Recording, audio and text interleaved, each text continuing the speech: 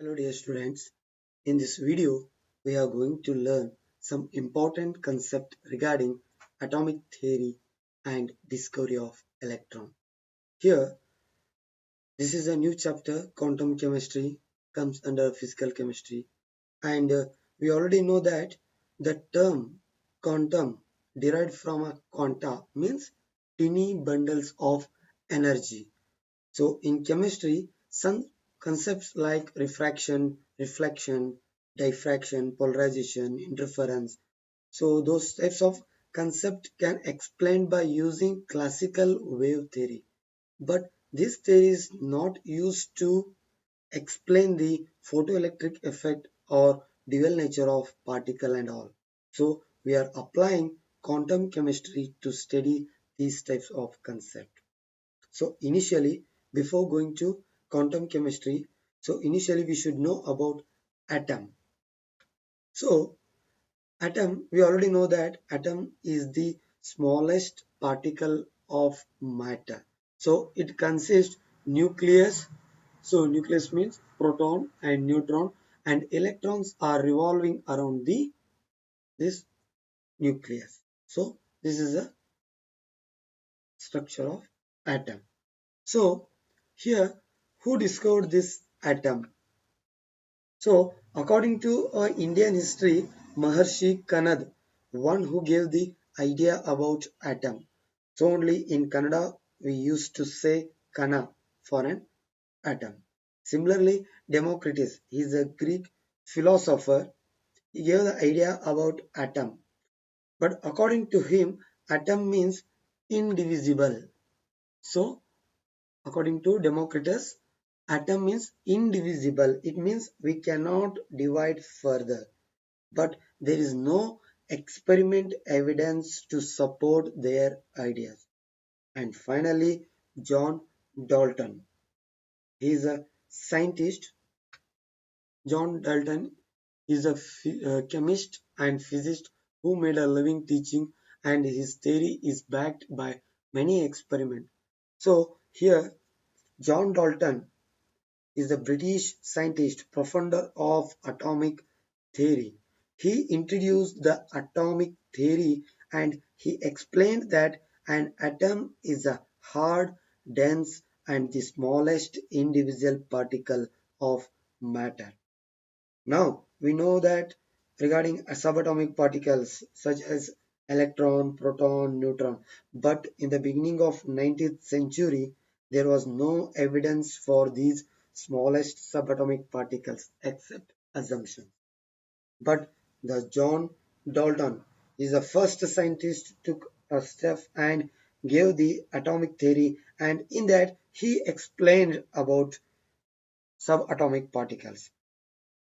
He explained that when radioactive elements as well as any gaseous molecules passed through a, here we can see that when radioactive elements or any gaseous molecules passed through a passage of electricity at a very low pressure, here these are emitted, these radioactive elements and gaseous molecules emitted negatively and positively charged particles. Here, negatively and positively charged particle. From this experimental evidence, all the scientists convinced that atom is not an individual but consists of much smaller fundamental particles than atom. So by using this concept here in an electric discharge, we can say that in an electric discharge from a high potential source,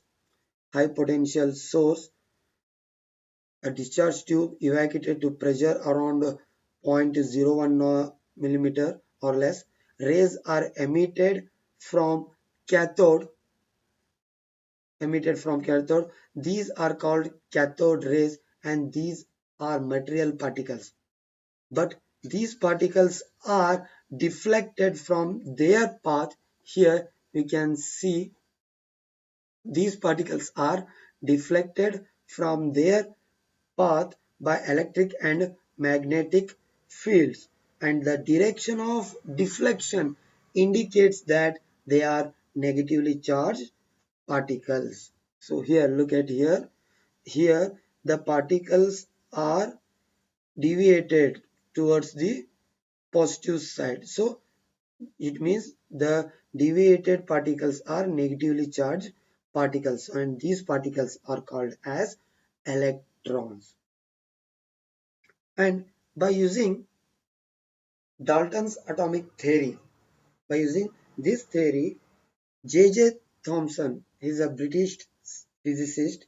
He determined ratio E by M value of electron by subjecting the beam of electron by subjecting a beam of electron produced in a discharge tube magnetic as well as electric field in present. So this is the discovery of electron cathode rays. Until that, we don't know those are electron. We just used to call them as a cathode rays or negatively charged particles. Here, what happen if the cathode rays are produces fluorescence light here. This is a cathode and this one is an anode. Here, the emission of negatively charged particles towards the anode. When these cathode rays are strike to this plate, here they produce some fluorescence light. When these rays are strike with the glass, in case whether these cathode rays are used to strike with a metallic target, then here will produce X rays. And similarly, suppose in case the cathode rays are deflected by the electric as well as the magnetic field in a way indicating that they are streams of minute particles which are carrying negative charge.